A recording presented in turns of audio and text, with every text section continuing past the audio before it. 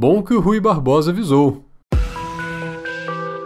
Este é o Visão Libertária, sua fonte de informações descentralizadas e distribuídas. A partir do fim da Segunda Guerra Mundial, em especial desde o Tribunal de Nuremberg, em que foram julgados os sobreviventes responsabilizados pelo horror nazista, começaram a sobressair os questionamentos do paradigma legalista justpositivista das constituições liberais. No ramo da filosofia política, ganharam notoriedade os trabalhos da jornalista e professora Hannah Arendt, As Origens do Totalitarismo, Eichmann em Jerusalém e outros, que tratam da possibilidade de um regime democrático representativo levar ao totalitarismo, capaz de reduzir a pó os direitos naturais, em especial das pessoas que são subrepresentadas. Nos estudos jurídicos, começaram a ganhar força as correntes pós-positivistas, redundando no paradigma conhecido pela corrente mainstream do direito brasileiro como neoconstitucionalismo. Nessa nova realidade, o judiciário, capitaneado pela Suprema Corte, exerce função contra-majoritária, com a responsabilidade de podar os excessos da maioria e proteger os direitos fundamentais das minorias. As declarações de inconstitucionalidade, sejam diretas ou incidentais, cresceram muito. Em outras palavras, o judiciário passou a ter papel preponderante no sistema, atuando não só como órgão julgador, mas como verdadeiro legislador negativo, teoricamente em defesa da Constituição. Esse novo paradigma, que não é exclusivamente brasileiro, mas uma tendência ocidental, expande por si só a discricionariedade dos juízes, permitindo que seja usada ainda mais subjetividade nos julgamentos e que se incentive o chamado ativismo judicial. Tudo contrariando o paradigma liberal anterior, fundado na legalidade e na segurança jurídica.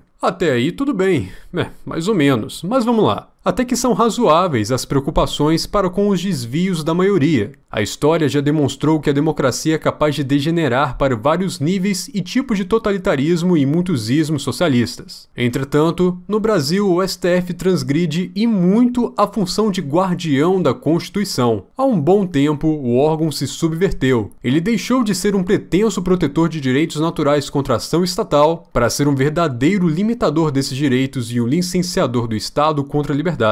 Os direitos de primeira geração são ignorados quando se defendem os direitos difusos, ou seja, aqueles de segunda e terceira geração, que essencialmente não são direitos. A verdade é que só existem direitos negativos e erga omnes, que significa à frente de todos, o direito de não ter a propriedade nem a autopropriedade transgredida. São vários os casos para empilhar em que o tribunal violou direitos fundamentais e benefício próprio. Já censurou jornais que publicaram reportagens sobre casos de corrupção envolvendo os próprios ministros. Já censurou e perseguiu pessoas, jornalistas diplomados ou não, que não eram classificadas por autoridades reconhecidas como oficiais pelos ministros do Supremo Tribunal. Aí, segundo o discernimento deles, foram classificadas como disseminadoras de fake news. A moda agora é encerrar o debate e judicializar o assunto acusando alguém de mentir quando não gosta do que a pessoa disse. E se o julgador também não gostou, já era. Agora, na prática, a despeito da Constituição, não importa mais se é verdade ou não, se é certo ou errado. E o pior é quando o próprio julgador inicia uma acusação. Essa é a pior novidade no Brasil. E tem gente que defende. É triste, principalmente porque a fila anda e o próximo pode ser qualquer um, inclusive que hoje está ingenuamente a favor disso. Esse tribunal também já perseguiu auditores fiscais e outros órgãos de investigação, que usam jurisprudência do próprio STF para relativizar o sigilo bancário e fiscal dos ministros do STF. Em suma, a relativização desses sigilos é válida para investigar administrativamente qualquer um, incluindo políticos, que têm o privilégio de foro por prerrogativa de função, mas não é válida para investigar os próprios membros do STF. Assim é bem fácil, né?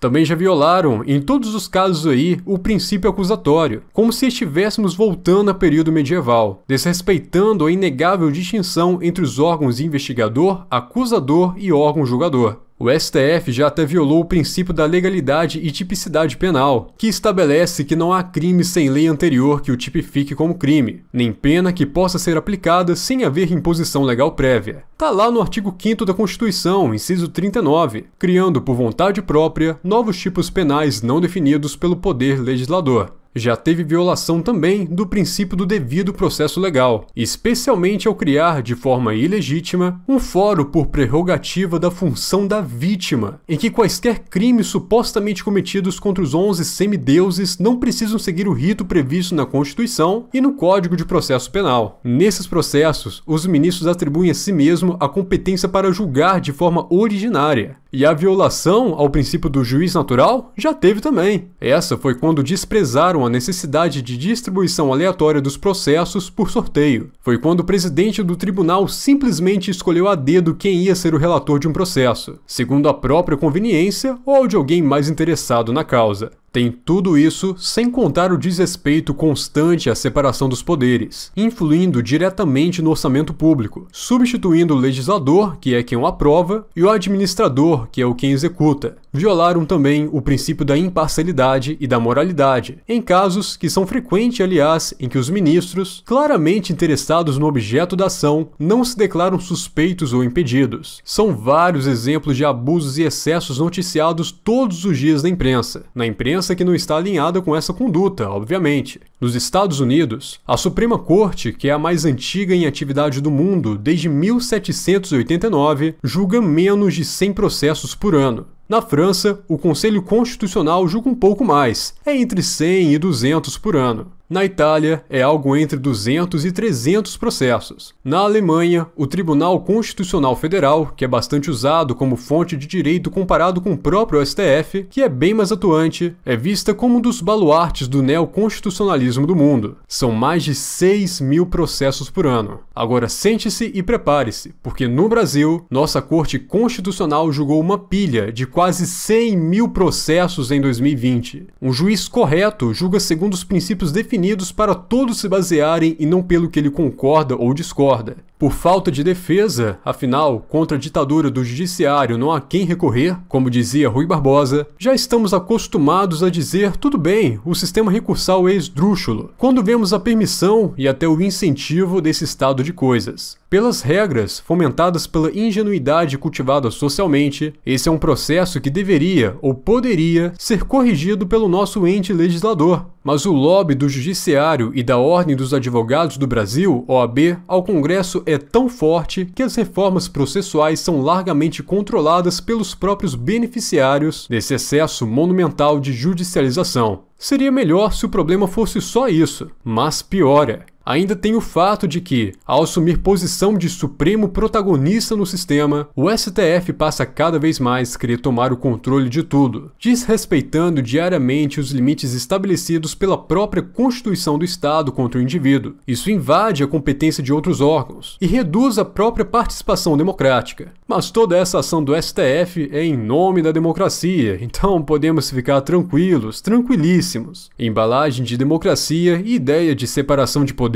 sempre andaram juntas, e especialmente se esse órgão não passa por um controle social, que seria por meio de um processo de validação popular de atos. Os membros escolhidos para o Supremo não passam nem por um processo de eleição, nem de recall, que é para questionar a continuidade no cargo, e vão ficar por tempo vitalício e sem precisar prestar contas. Mas olha, eles estão protegendo a democracia, não vai esquecer, hein? Com isso tudo, o paradigma do Estado democrático de direito vira apenas uma mera formalidade. Como já diria a expressão, só para inglês ver. Pois é, o órgão que deveria fazer uso de uma função contra-majoritária para controlar eventuais abusos dos órgãos majoritários tornou-se o próprio abusador. Esse é o resultado de uma das maiores ingenuidades de quem defende o Estado, que lamenta que é tudo culpa das pessoas desonestas, que se votarmos certo, os políticos bons vão melhorar o Estado.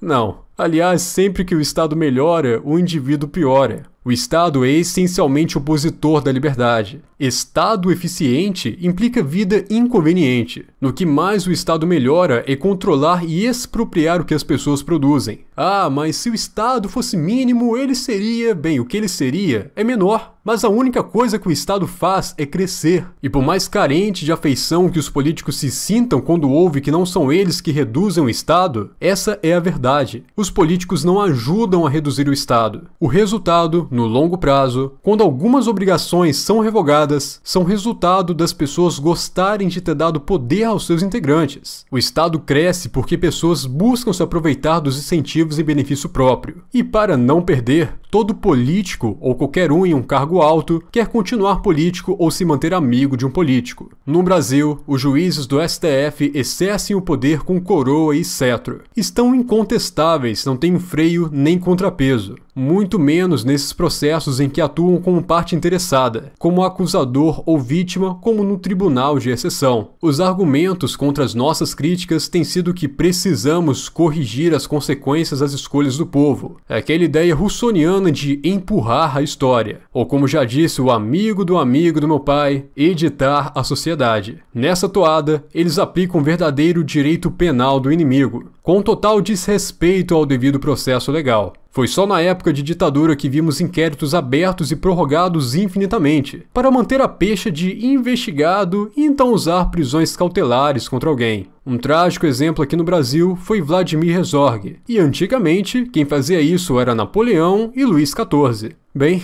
é triste. É nisso que dá confiar poder a um ente central. Os ministros do Olimpo Federal atribuem a si mesmo a soberania que a Constituição nominal diz que pertence às pessoas. A cada julgamento arbitrário, especialmente nesses inquéritos a fake news, a expressão L'État c'est moi, o Estado sou eu, é adaptado pelas nossas 11 majestades, como as regras somos nós ou a democracia somos nós. Obrigado por sua audiência. Esse artigo foi sugerido e escrito por Juliano Duca, revisado por Stanley Calderelli e narrado por Pedro Monteiro. Se você gostou desse vídeo, clique no ícone de curtir abaixo e compartilhe o vídeo em sua rede social. Se você deseja ser notificado de outros vídeos, clique em se inscrever e depois no ícone de campainha. Até a próxima!